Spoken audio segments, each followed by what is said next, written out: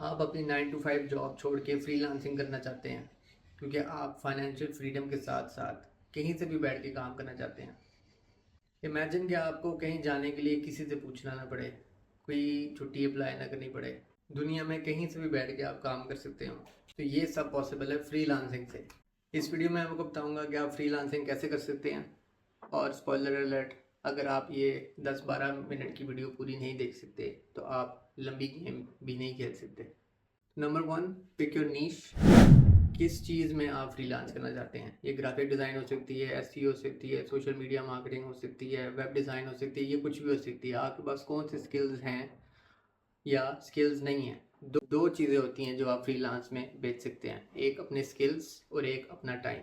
अब आप सोच रहे होंगे कि टाइम कैसे बिकता है। बिजनेस ओनर्स के पास टाइम की कमी है, वो हर काम खुद नहीं कर सकते और वहाँ पे आप अपना टाइम जो है वो उनको दे सकते हैं। छोटे छोटे काम उनके लिए कर सकते हैं या बड़े काम उनके लिए कर सकते हैं। जो भी है, टाइम जो है वो एक वैल्यूबल कमोडिटी है जो आप बेच सकते हैं। मगर आपने याद रखना है कि आप हमेशा के लिए अपना टाइम नहीं सेल करना चाहते। शुरू में आप अपना टाइम सेल करें और आराम आराम से एक स्किल इस्टेब्लिश करें ताकि आप हमेशा के लिए इस लूप में ना फंसे रहें। अगर आपके पास स्किल होगी तो इसका मतलब है कि आप और पैसे चार्ज कर सकते हैं अपनी स्किल के लिए। तो आइडियल स्किल है वो आपको क्या बेचना चाहिए। इस आइडियल स्किल में कुछ चीज़ें आती हैं, उनमें प्रॉब्लम सॉल्विंग, कौन सा प्रॉब्लम आप सॉल्व कर रहे हैं। कंपेटिटिव एडवांटेज, एक ऐसी स्किल हो जिसकी डिमांड हाई हो मगर सप्लाई कम हो। फिर आप एक ऐसी सर्विस जो है वो देना चाहते हैं जो रिकरिंग हो, एक टाइम करके आप फारिग ना हो जाएं, बार बार उसकी ज़रूरत पड़े। इस तरह ग्राफिक डिज़ाइन है तो एक बिजनेस को नए ग्राफिक्स की ज़रूरत पड़ती रहती है, तो आप एक ही बिजनेस से बार बार एक सर्विस प्रोवाइड करके पैसे कमा सकते हैं, बजाय इसके कि आप एक वेबसाइट बनाएं और फिर आप कोई और क्लाइंट ढूंढें जिसके लिए आप वेबसाइट बनाएं। तो एक रिकरिंग फॉर्मेट होना चाहिए। अगर आपके पास कोई स्किल नहीं है और आप अपना टाइम जो है वो सर्विस प्रोवाइड करना चाहते हैं, तो अब आप सोच रहे होंगे कि मेरे पास क्या कंपेटिटिव एडवांटेज है। कभी भी ये ना सोचिएगा कि आपके पास कोई कंपेटिटिव एडवांटेज नहीं है, क्योंकि आपके पास टाइम है।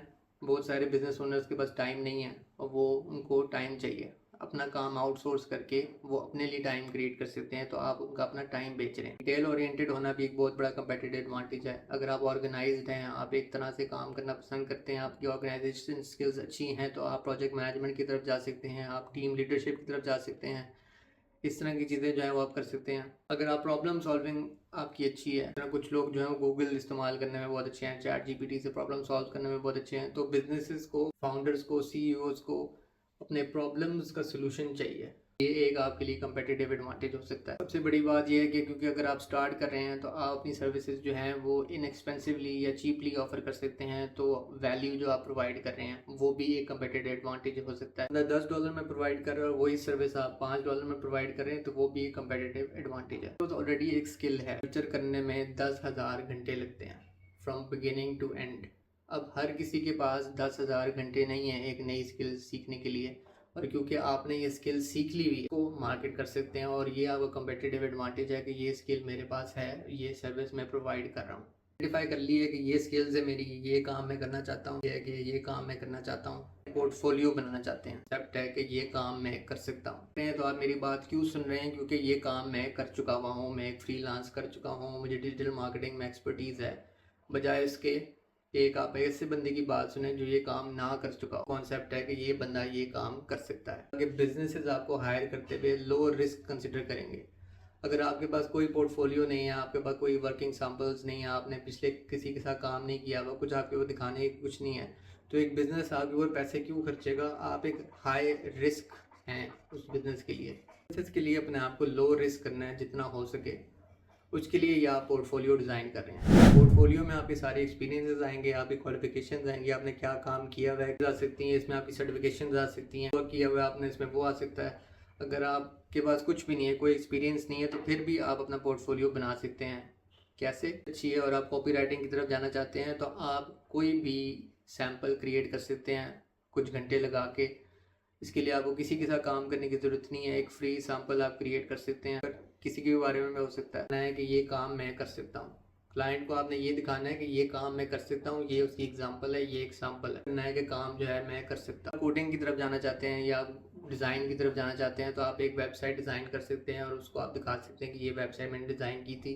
अगर आप ग्राफिक डिज़ाइन की तरफ जा रहे हैं तो किसी के कोई सोशल मीडिया इन्फ्लुएंसर आप उठा लें, आप उसके ग्राफिक डिज़ाइन करके दिखा सकते हैं कि सोशल मीडिया इन्फ्लुएंसर से इंस्पायर्ड होकर मैंने ये ग्राफिक्स डिज़ाइन किए हैं। तो ऐसे आप अपनी पोर्टफोलियो बना सकते। कहाँ बना सकते हैं? फ्रीलांसिंग प्लेटफॉर्म्स हैं जिस पे आप अपना पोर्टफोलियो अपलोड कर सकते हैं। अपवर्क है, फाइवर है, फ्रीलांसर है, इस तरह के प्लेटफॉर्म्स है। उसके अलावा आप अपनी वेबसाइट बना सकते हैं जिस पे आप अपना पोर्टफोलियो जो है वो अपलोड कर सकते हैं। पोर्टफोलियो नाम की चीज़ होती है, जैसे एक वेबसाइट होती है, वो सिर्फ आपके पोर्टफोलियो के लिए होती है। वो लोगों को बताती है कि मैं कौन हूँ। एक जगह है जहाँ पे आप अपनी पोर्टफोलियो बना सकते हैं। लिंक्डइन की प्रोफाइल इटसेल्फ जो है वो एक पोर्टफोलियो है। पे आपने अपनी प्रेजेंस शो करनी है, अपनी पोर्टफोलियो जो है वो मुख्तलिफ जगहों पे रखनी है।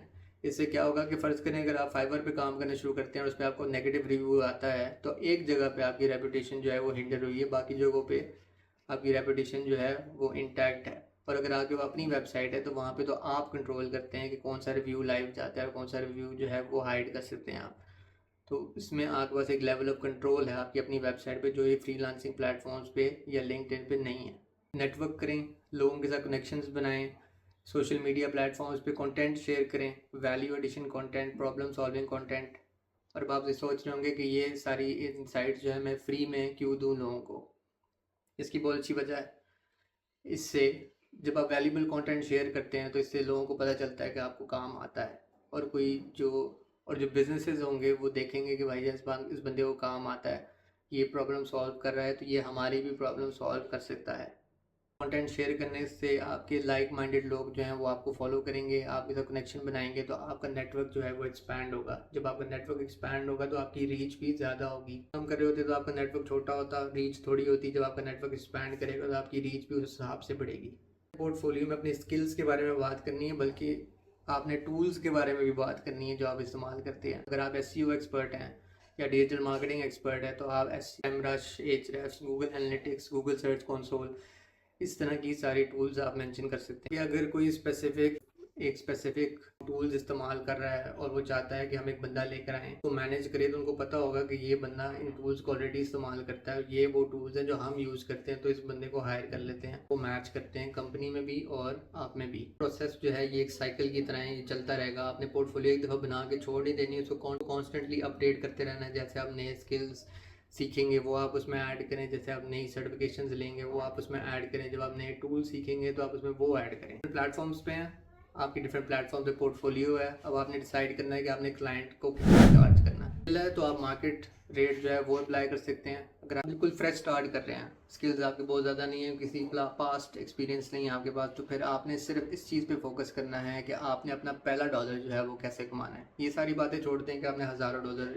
हज़ारों रुपए कैसे कमाने हैं, ये सारी बात की हैं। आपने सिर्फ इस पर फोकस करना है कि कैसे मैं अपना क्लाइंट को मना सकता हूँ मुझे हायर करने के लिए $1 के ऊपर।